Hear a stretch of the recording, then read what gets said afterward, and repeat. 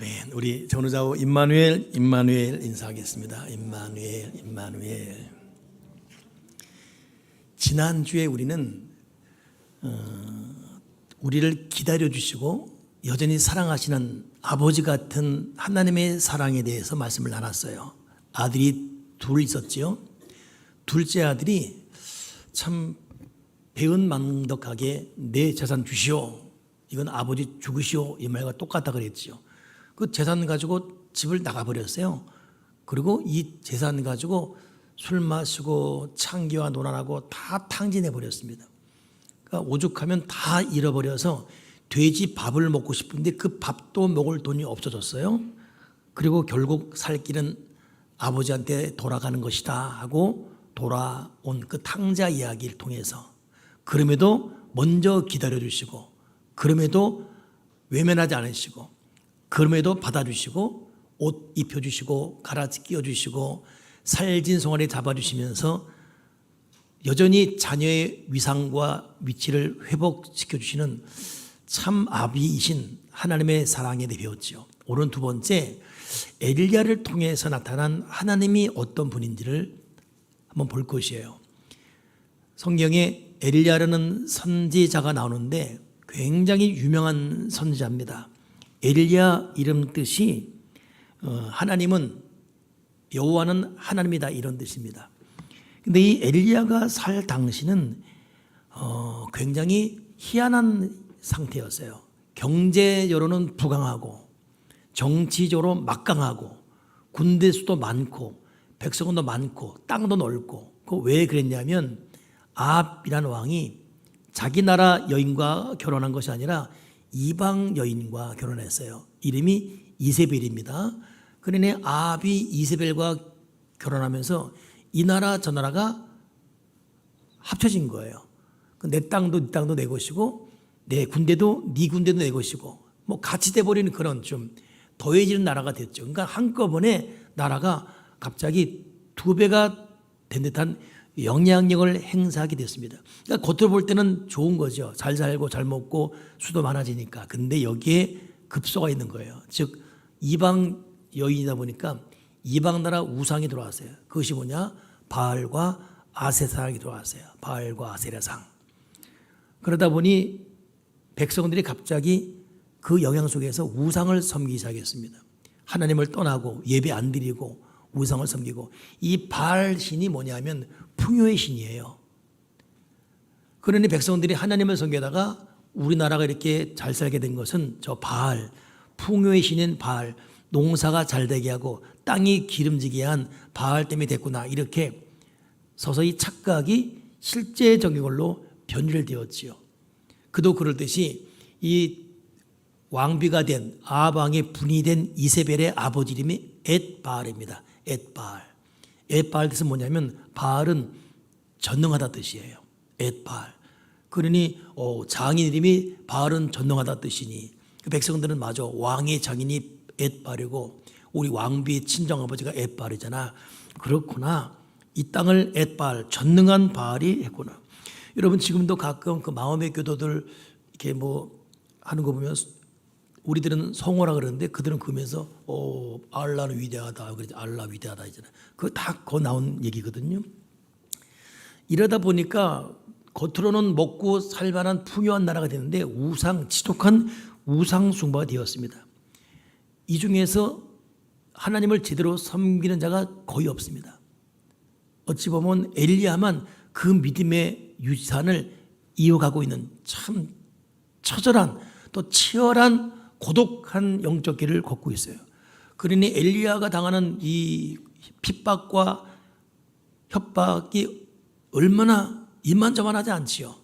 또 이름도 여호와는 위대하다, 여호와는 하나님이다, 이런 이름을 갖고 있으니 엘리야, 하나님이 위대하다고 이 오해와 비웃음과 조롱은 이로 말할 수 없는.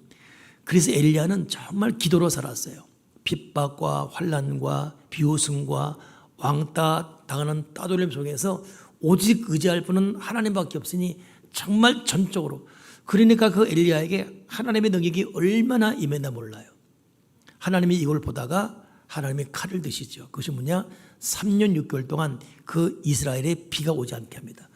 그러니 앳발의 힘으로 잘 살고 잘 먹게 되었다 했던 그 땅에 비가 오지 않으니까 한 달만 비가 안 오고 지금도 이러면 1년 비가 안 온다. 큰일 나죠. 하물며 그때 3년 6개월 동안 비가 안 왔다? 끝나는 거예요. 오죽하면 성경에 보게 되면 바알 왕마저도 물을 구하러 다닐 정도였습니다. 땅은 쩍쩍 갈라지고 농사는 안 되고 식물은 막 시끄러 꼬꾸라지고 말라 비틀어지고. 근데 하나님이 그렇게 한 이유가 바알이 풍요를 주고 바알이 농사 잘 되게 하고 바알이 땅의 신이라고 바알이 위대하다고 그 위대한 앳발을 꺾어버린 거예요. 여러분 하나님께서 때로는 우리에게 이런 가뭄과 아픔과 핍박 주는 때는 단순한 어떤 핍박과 아픔이 아니라 거기에는 사실 하나님의 뜻이 있는 것을 깨닫는 눈이 필요합니다. 때리는 매 속에는 하나님의 뜻은 숨은 사랑과 하나님께서 깨닫게 하는 경륜이 있지요. 하나님의 3년 6개월 동안 비를 걷어버렸어요. 죽을 맛이었죠. 이들은 서서히 혼란스러웠습니다. 앳발이 위대하지 않네. 이게 뭐지? 결국 3년 6개월 만에 엘리야가 바알 선지자, 아세라 선지자 850명 불러놓고 영적 대결 벌립니다. 앳발이냐 야훼냐 우리 승부 걸자.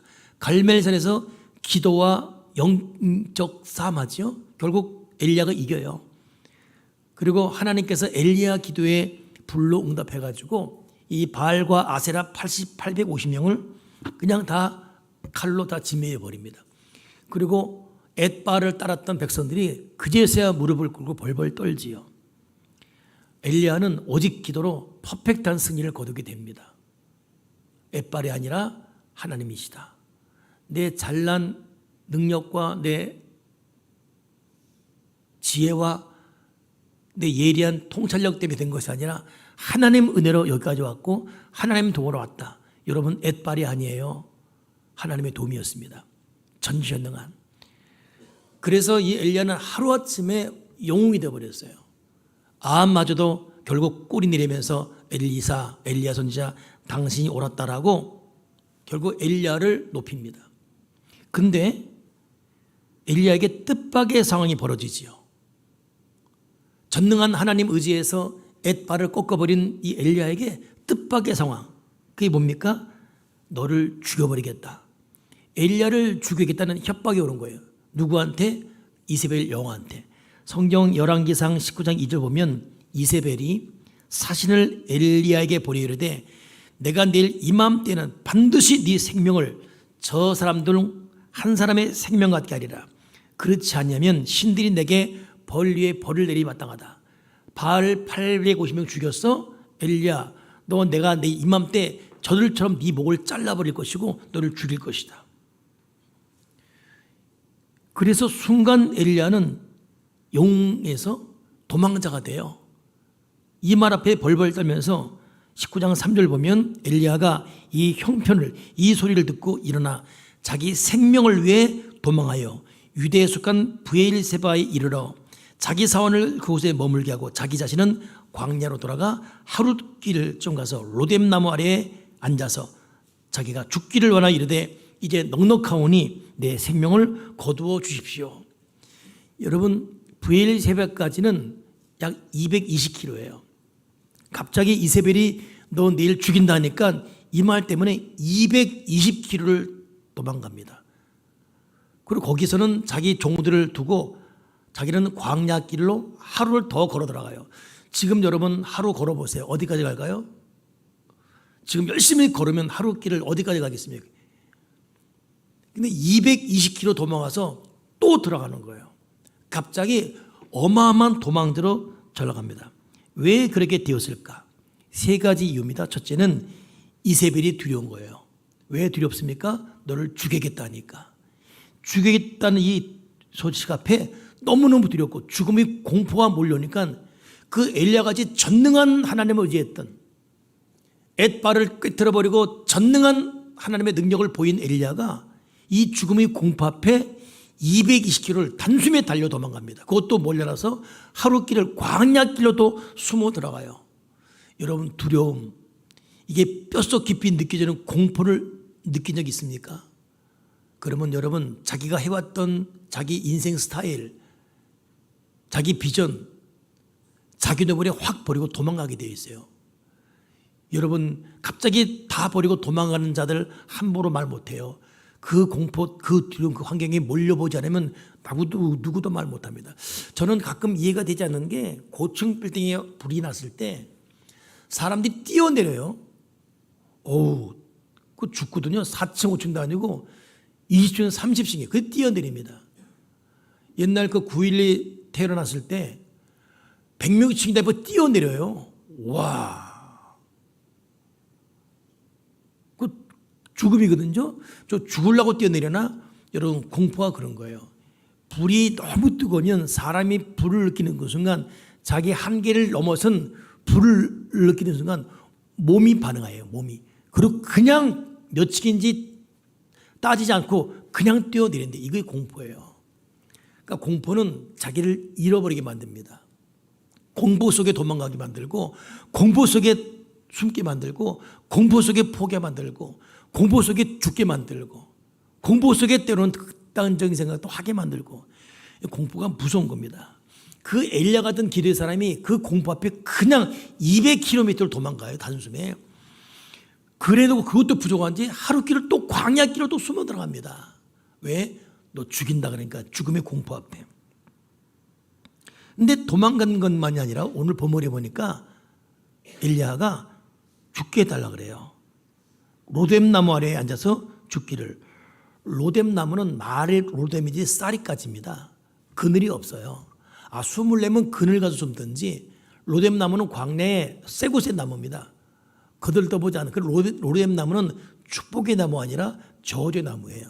이걸 잘 모르는 사람들이 무슨 로뎀 카페 그랬는데 그거 잘못된 거예요. 로뎀나무는 여러분 광야의 수치스러운 저주의 나무입니다.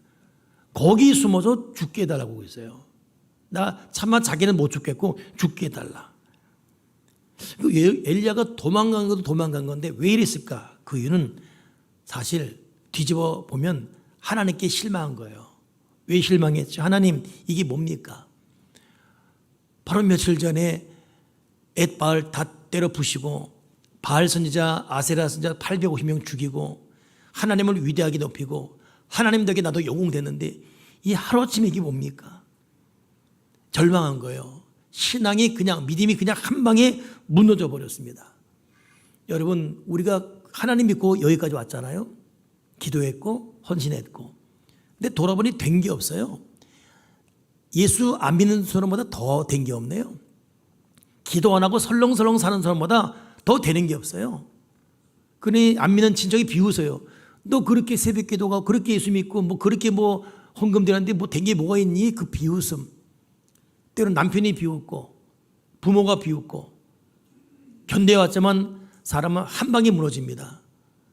하나님께 실망하면 여러분 우리가 어떻게 배겨나죠? 이렇게 설교하는 저도 때로는 실망해요. 어떤 때는 내가 그런 기도하고 있더라고. 기도하고 있는데 하나님 나 하나님께 도움 요청하지 않습니다. 내가 알아서 할 거예요. 냅두세요 그냥. 그리고 기도하는 거예요. 기도는 하나님께 하는 거잖아요. 기도를 하나님께 하면서 따지는 거예요. 하나님 냅두세요. 그러니까 내가 알아서 할 거니까 냅두십시오. 나도 웃었네 그냥. 이게 살짝 실망했다는 것이요. 엘리야가 실망했어요. 절망했습니다. 무너지는 거예요. 또 하나 하나님께 실망한 것도 문제인데 결국 내가 이런 믿음밖에 안 됐나? 야, 내가 목사인데 내가 이 정도밖에 안, 내가 장로인데 권사인데 내가 이 믿음인데 이랬나? 결국 자기 자신에게 실망한 거예요. 자기 모습 앞에 실망했어요. 이렇게 방황하다니, 이렇게 믿음이 없더니, 이렇게 형편 없더니, 이건 내 모습 아닌데 내가 왜 이렇게 됐지? 깊은 무기력, 깊은 우울증. 여러분 우울증의 증상이 뭔지 아세요? 모르십니까? 우울증의 증상은 우울해지는 거예요. 그냥 우울해져. 그 이유 없습니다. 너 왜 우울하냐고 그렇게 말하지 마세요. 자기도 몰라요. 우울증은 그냥 우울해지는 거예요. 너무 힘든 거예요. 이러지 말아야지. 그래도 안 돼요. 어제 밤까지 멀쩡해서 다음날 아침 갑자기 급강하 우울해집니다. 몸도 마음도 말 안 들어요. 여러분 엘리야가 이런 거 보세요. 엘리야가 도망가는 거 보세요. 엘리야가 하는 게 원망을 보세요.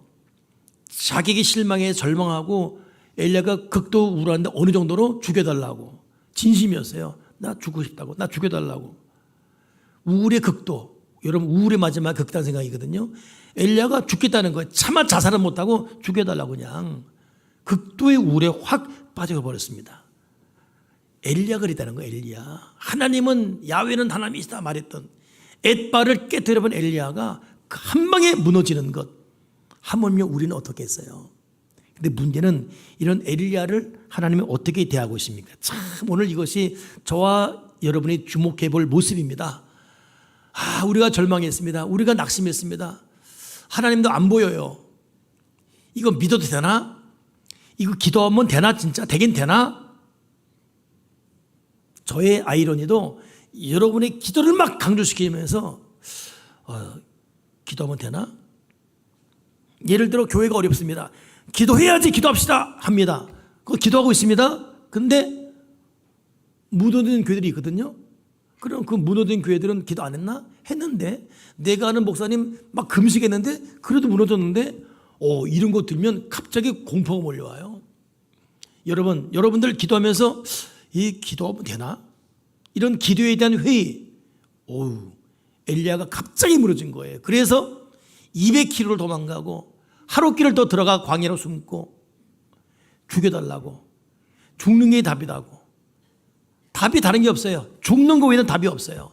여기까지 내몰려 버렸습니다. 근데 이런 엘리야를 하나님이 너 그거밖에 못해? 엘리야 너 지금 나 그렇게 미워하니? 이렇게 하지 않았다는 거예요. 하나님은 이 엘리야를 오른만 져주시고 먹여주고 있습니다. 오늘 이 하나님에 대한 것이 오늘 우리가 만나야 될 하나님이에요. 이런 믿음이 엉망돼버린, 믿음이 파탄돼버린, 믿음이 깨져버린 엘리야를 하나님이 오른만 져주고 먹여주고 있어요. 오늘 본문 9장 5절에 로뎀나무 아래에 누워있더니 천사가 그를 어루만지며 이르되 일어나 먹으라 하는지라. 본즉 머리맡에 숯불에 구운 떡과 한 병 물이 있더라. 이에 먹고 마시고 다시 누웠더니. 여러분 우울한 사람은 먹여도 먹고 또 누워요. 일어나 이렇게 하면 이로 넘어져요. 일어나니까 또 절로 넘어집니다. 엘리야 오르만져지고 이렇게 했는데 먹고 또 훅 쓰러집니다. 힘이 없거든요. 마음이 힘이 없어요. 내가 왜 이러지? 훅 쓰러져요. 그냥 푹 쓰러집니다. 무기력이 무서운 거거든요. 엘리야는 극도의 무기력, 극도의 우울증이 올라왔어요. 그냥 훅 쓰러요. 그랬더니 본문에 천사가 또 다시 와서, 참 저는 이 말이 감동이에요. 또 다시 와서 하는 말이 오른만져 주시며 일어나 먹으라. 네가 갈 길을 다 가지 못할까 하노라. 여러분 하나님은 오른만져 주시고 먹여주시고 또 다시 와서 또 먹여주시고. 근데 이걸로 끝나지 않고 그 다음에는 세미한 음성으로 다가오셔서 사명을 주고 있어요. 본문 9장 11절 보면 여호와께서 이르시되 너는 엘리야 너는 나가서 여호와 앞에 서라. 근데 엘리야 앞에 여호와께서 지나가시는데 크고 강한 바람이 산을 가르고 바위를 부수나 바람 가운데 여호와께서 계시지 아니하며 바람 후에 지진이 있으나 지진 가운데도 여호와께서 계시지 아니하며 또 지진 후에 불이 있으나 불 가운데도 여호와께서 계시지 아니하나. 바람, 바위, 불, 산, 지진, 이거 전능한 하나님, 능력 전능한 하나님을 만나던 엘리야에게는 익숙한 하나님 모습이에요. 기도할 때 불같이 바람같이 지진같이 진동과 파워풀하게 임했던 분이 하나님인데 엘리야는 그 순간 하나님이 오시는구나. 지진 후에 오셨고 뜨거운 불 가운데 오셨고 강한 바람 가운데 오셨고 하나님이 오시구나. 익숙한 하나님의 어떤 그 모습이었습니다. 안 계신 거예요. 불이 있어도 바람이 불어도 바위를 가리어도 없는 거예요. 뭐지? 이때 주님이 나타나야 되는데 하나님 이때 등장했는데 안 나타나는 거예요. 근데 불 가운데도 계시지 않더니 불 후에 세미한 소리가 있는지라. 세미한 소리, 들릴 듯 만 듯. 근데 결국 들릴 듯 말 듯. 귀는 안 들리는데 마음에 들리는, 간시 들리는데 나를 회복시키는 이 소리. 사람의 아름다운 소리가 아니라 세미한 소리. 이게 하나님만이 준 소리거든요.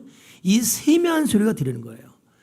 여러분, 전능한 하나님이 바람같이 불같이 모든 사람이 와 놀랍다 박수갈채치고 그 간증이야 간증 와 대단하다 이렇게 오는 전능한 하나님 이전에 누구도 들을 수 없는, 누구도 알 수 없는, 하나님과 나만이 아는 세미한 음성으로 나를 오르만지며 나에게 다가오시는 그런 전혀 뜻밖의 전능한 분이 있습니다. 우리는 전능한 분을 표면적으로 아시죠? 그러나 이 전능한 분이 들릴 듯만 듯, 귀는 안 들리는데 마음에 들려요? 이 소리가 뭔지 나만 알아요? 세미하게.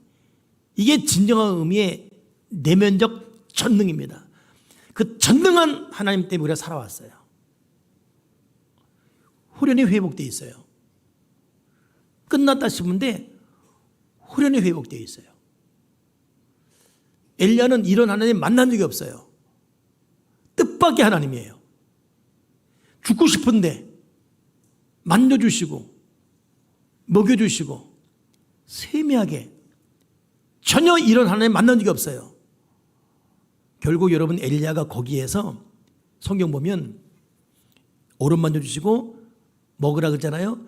음식의 힘을 얻어서 40주 40야를 가서 호렙산에서 하나님 앞에 서게 됩니다. 40야. 이걸 성경학자들은 380km 말해요. 어마어마하게 또 걸어가요.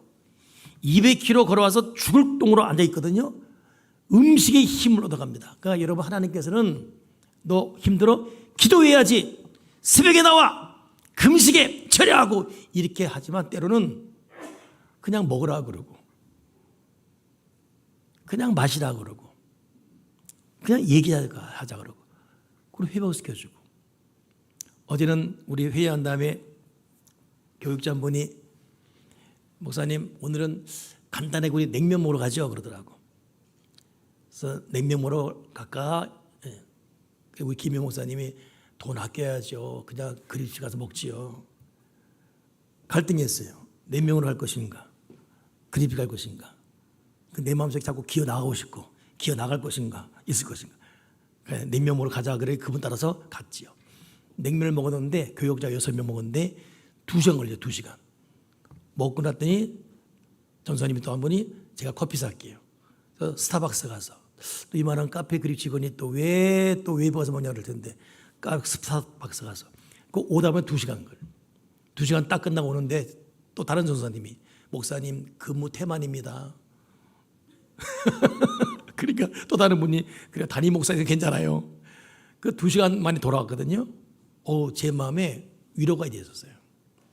특별한 무슨 얘기를 한 것도 아니었어요. 그냥 교육자 앉아가지고 각자 떠들고 멍하니 앞에 바라보고 있었어요. 주는 커피 마시고 2시간 있었어요.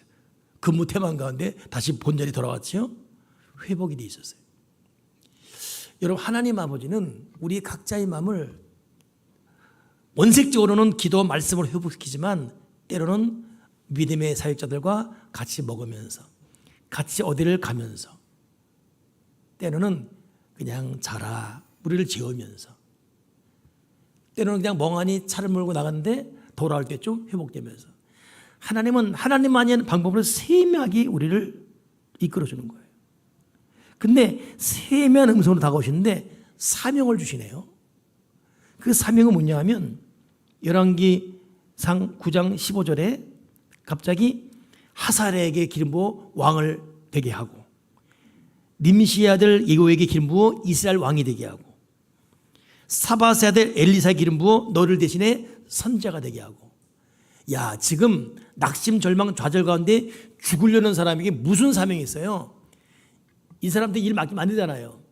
자살하는 사람에 자살하려고 하는 사람에게 도망자에게 무슨 일 맡겨요? 일 맡긴다 할지라도 안 돼. 지금 안 돼. 쟤는 안 돼. 쟤는 해봤자 또 마찬가지야. 안 돼. 싹수가 안 보여. 내비도 이래야 되는데 하나님은 세면 음소로 먹여주고 회복시킨 다음에 사명을, 근데 이 사명이 이만저만한 사명이 아니에요. 어마어마한 사명이에요. 큰 사명이에요. 한 나라 왕을 2명 삼아요. 이쪽 나라 왕 아람 왕 삼고 왕 하나 삼고, 하나는 너를 대신에 선지자에게 가게 하고, 결국 이들이 엘리야가 한 일을 이어받아서 더 큰 일을 이루면서 그 이세벨이라는 영을 차단시켜 버립니다. 엘리야가 전능한 능력의 하나님을 의지해서 바알과 아세라 묵지는 그 일보다 더 큰 일을 이루는 거예요. 사명을 주고서요. 사명만이 아니에요. 열왕기상 9장 18절 보면 이스라엘 가운데 7,000명을 남기리니 바알에게 무릎을 꿇지 않았다. 즉 엘리야를 도와 일할 7,000명을 또 남겨두는 거예요. 정리하면 자살을 하고 싶어하는 끝장난 엘리야에게 사명 주지요. 먹이며 입히며 사명 주죠. 그 사명도 어마어마한 큰 사명이죠. 거기다가 이 엘리야와 함께 길을 갈 7,000명의 동역자를 숨겨준 거예요. 우리가 절대 인생을 끝내서는 안 되는 이유가 거기 있습니다. 왜? 우리에게 사명이 있어요.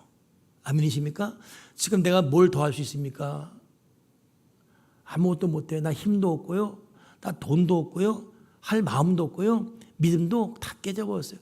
기도하고 싶지도 않고 기도도 안 돼요. 나 아무것도 못해. 나 그냥 내버려 두세요. 근데 이런 우리에게도 세면 음소로 다가오셔서 오르만지며 결국은 사명 주시며 동역자 세워주며 더 큰 일을 하게 하십니다. 그러니까 엘리야는 결국 이 사명을 감당한 후에 죽음을 보지 않고 승천하지요. 불말과 불병으로 승천합니다. 그러니까 엘리야는 마지막 바닥까지 간 내리막길 내쳐버린 내 동댕이처럼 이 절벽 같은 이 밑바닥 인생에서 더 큰 일을 이룬 위대한 족적. 엘리야는 최고의 선자예요. 왜 이것이 가능했을까? 세면 음성. 능력 그러면 물리적이고 눈에 보이는 가시적인 건데 전혀 눈에 보이는 다른 차원의 위대한 능력으로 다가오시는 그 세면 음성, 먹이시는 그 하나님의 사랑 때문에 일어나는 거예요. 여러분, 하나님은 그런 분이에요. 세면 음성으로 우리를 회복시키고, 그리고 절대 낙심하거나 절대 끝내면 안 돼. 아직 할 일이 있어요. 아멘이십니까? 내 나이가 몇인데 아니 할 일이 있습니다. 그냥 다 끝났다 할 일이 있어요. 이번에 그 파리 올림픽 그 다이빙 여자 3m 스프링보드 예선에서 미국 선수 앨리스 깁슨이야 여인이죠, 선수죠. 다이빙 잘못해가지고 다리가 보드에 부딪혔어요. 저는 그거 직접 봤어요. 옛날에는 한번 여러분 어느 분이 다이빙하다가 머리가 부딪혀서 떨어지자마자 그 수영장 물이 피로 확 머물렀죠. 난 그래서 다이빙하는 사람 보면 그 기억 때문에 걱정될 때가 있어요. 좀 위험하더라고요. 근데 이번에 다행히 머리는 아니었어요. 근데 다리가 떨어지면서 물속에 그냥 0점 처리됐어요. 총 5번 하거든요. 그거 합산 내가지고 하는 건데 1차 시도에 부딪혀가지고 다리가 부상돼요. 그 떨어짐. 근데 어제 뉴스 보니까 점수보다도 중요한 것 해가지고 다이비 0점, 금보다도 더 금메달 이렇게 나온 거예요. 결국 이 깁스는 0점 처리 때문에 28명 중에서 꼴찌했어요. 근데 보통 그렇게 0점 처리되고 1차 시키대 하면 2차, 3차 안 나갑니다. 해봤자 의미 없는데 아무리 해도 못 따라가요. 미세한 점수 차이로 등락이 나는 건데 안 되잖아요. 거기서 금운동 따려 가는 건데, 근데 이 사람은 5차까지 계속 갔어요. 마지막까지. 그 인터뷰한 내용이 나왔어요. 하는 말이 발이 보드에 부딪혔고 상처가 났다. 나는 오른쪽 발에 특히 큰 멍이 들었고 너무 아팠다. 너무 고통스러웠다. 근데 나는 포기하지 않았다. 왜? 누구나 일이 잘 풀리지 않을 때가 있지만 그때 포기하지 않고 계속 나아가기를 보여주기 위해서 나는 포기하지 않았다. 내가 올림픽에 나온 이유는 단순히 올림픽만이 아니라 이 올림픽을 통해서 많은 사람에게 긍정적인 모습을 보이기 위해서는 하고 있다 이거예요. 그러니까 이 사람은 그 다치기 이전에도 이미 올림픽 혹은 이 국가대표 나가는 이유가 있었는 거예요. 알고 보니까 아프리카 케냐에 가난한 소녀를 먹이는 이 일을 하고 있어요. 돈 벌어서 상금 받아서 아프리카 케냐의 이들 그리고 자기가 만약 포기한다면 자기를 알고 있는 아프리카 케냐의 이 아프리카 아이들이 얼마나 실망할까. 비록 내가 금메달 못 땄지만 딸아 아들아 나는 포기하지 않는다. 이걸 보기 위해서 마지막 오차까지. 근데 너무 힘들었대. 아프고. 이것 때문에 박수가 갈지. 금메달 받은 사람보다 더 큰 박수가 제일 받은 거예요. 금메달 자체가 1등 자체가 중요하지 않다. 포기하지 않는 자세가 중요하죠. 여러분 포기하지 맙시다. 뭐 해봤자 더 이상 없어. 우리는 뭘 하겠어요 지금. 근데 하나님은 그렇지 않아요. 하나님의 세미한 음성에는 하나님의 숨겨놓은 사명이 있습니다. 숨겨놓은 동역자가 있어요. 가야 될 길이 있습니다. 내가 책임져야 될 사람이 있습니다. 포기하면 안 돼요. 세미한 음성이기 때문에 믿음에 굳게 서야 되는 거예요. 어제 우리 여자 탁구 단체전 독일 이기고 금메달 땄지 않습니까? 미안합니다. 어찌 그렇게 동메달 땄지 않습니까? 근데 나는 그 김은혜라는 분이 우리나라 사람인 줄 알았어요. 근데 보니까 누구죠? 신유빈이 우리 사람이고 전지, 김은혜는 다 중국에서 귀화한 사람들이에요. 세 명이 너무너무 좋아하더라고요. 근데 벌써 귀화한 지 오래됐어요. 근데 전지는 귀화하자마자 나름대로 각 단체에서 탑을 해야 귀화 선수로서 국가대표의 자격이 주어져요. 그러니까 전지는 귀화하자마자 그 길을 갔어요. 근데 김은혜는 만녀 2인자. 두각을 못 나타냈어요. 대기 만성형.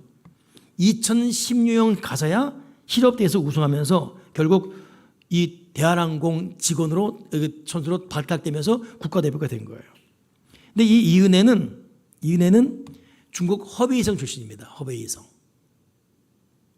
근데 이은혜가 태어날 때에 워낙 중국에 인구가 많다 보니까 한 가정당 한 명만 낳게 했대요. 2명 낳아도 우리는 괜찮잖아요. 근데 거기는 2명 이상 낳으면 그때부터 제재가 들어오는 거예요. 핍박이 들어오고 공산주의니까. 이른이 넷 난 상태에서 그 중에 하나가 되다 보니까 은혜가 고통을 받은 거예요. 그러니까 아버지가 너무 안타까운 거예요. 먹일 수도 없고 대책도 없고 핍박이 있고 이러다가 애 그냥 사는 것보다 죽는 게 나을 것 같고 바로 이때 양영자라는 우리나라 그 옛날 탁구 선수 있지 않습니까? 양영자 감독 만난 거예요. 그래서 이 은혜 아빠가 내 딸 좀 키워달라고. 우연히 그 양영자가 이걸 보고 데려와 키운 거예요. 양영자 감독 말 들어보니까 이은혜에게 무슨 탁구 실력이 있거나 이게 없었답니다. 그냥 한번 데려갔대요. 근데 이 은혜가 온 이후에 한국에서 고독, 핍박, 아무래도 그렇겠죠. 근데 이걸 이겼대요. 믿음으로. 나는 왜 은혜인가 그랬어요. 우리나라에서 이걸 바꾼 거예요. 은혜를. 그러니까 믿음과 탁구 연습 하나로 이겨냈답니다.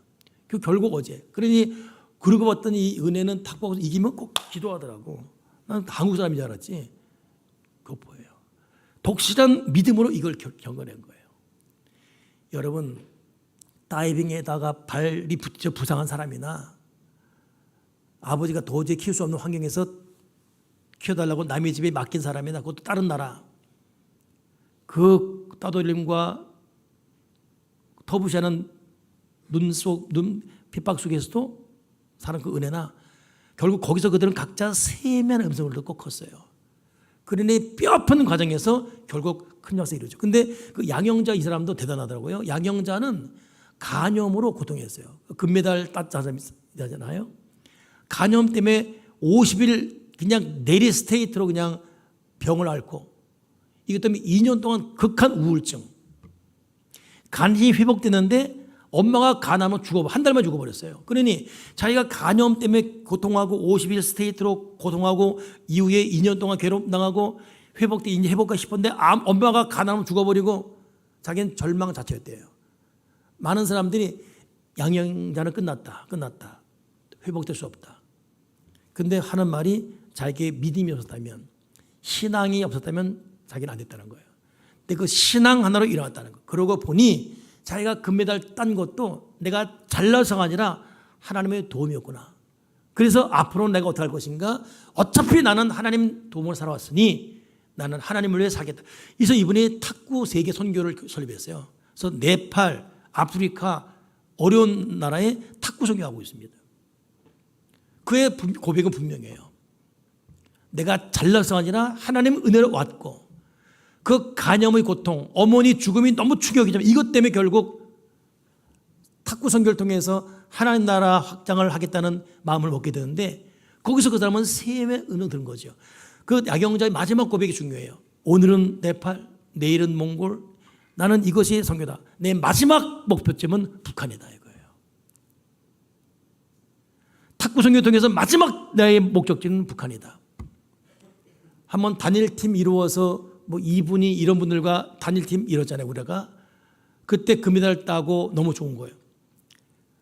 그때 기회를 봐서 성경을 줬더니 그렇게 언니하면서 지냈는데 성경을 주니까 거부하면서 나는 김일성을 믿어 이러더라는 거예요. 이거 충격이다. 이게 실제구나 이 사회가. 그래서 자기는 마지막 나의 선교지는 북한이다. 죽음을 각오하는 거죠. 야, 무엇이 이들을 이렇게 바꿀 것인가? 이렇게 극한 우울증과 죽음까지 간 이들을 무엇이 바꾸지요? 누구도 못 듣고 있는 그들에게 들리는 하나님의 세미한 음성이 들려지는 거예요. 그린이 전력 질주하는 것이고 치열한 삶에서도 포기하지 않는 것이고 우리가 왜 포기합니까? 왜 우리가 흔히 말하는 정치를 왜 놔버리죠? No. 아직도 이런 우리는 할 일이 있고 가야 될 길이 있고 책임져야 될 사명이 있고 우리를 기다리는 사람이 있습니다. 거기에 주님께서 동역자 준비하고 있고 우리에게 여기저기에 사명을 맡겨주고 있죠. 그 참 여러분 유상철 씨가 가세요? 우리나라 축구 선수 죽었잖아요. 암으로. 2002 월드컵 때 그 사람은 골 넣고 포효하는 거 기억나요? 얼굴도 그냥 남자 잘생겼어요. 유상철. 죽었잖아요. 근데 그 죽은 이후에 히딩크가 방문했어요. 그리고 그 유상철 무덤에 갔지요.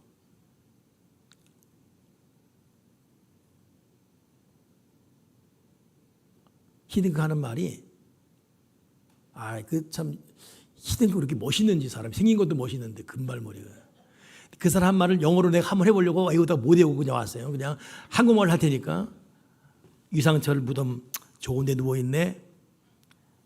My friend 친구라 그래요. My friend 저 멀리를 바라보게 이전에 그랬던 것처럼 히딩크는 참 멋있어요. My friend 저 멀리를 바라보게 이전에 그랬던 것처럼. 근데 그 다음 기사 내용이 뭐냐면 이전에 그랬던 것처럼 뭐가 그랬지? 세상에 우리 몰랐지만 2002년 월드컵 당시에 이 유상철이 한쪽 눈이 실명이었대요. 안 보였대요. 이런 상태에 축구를 했답니다. 그리고 히딩크 말에 의하면 골키퍼 외에 모든 포지션을 다 뛰어다니면서 온몸으로. 그 때문에 코뼈는 부러졌고 코뼈 부러지고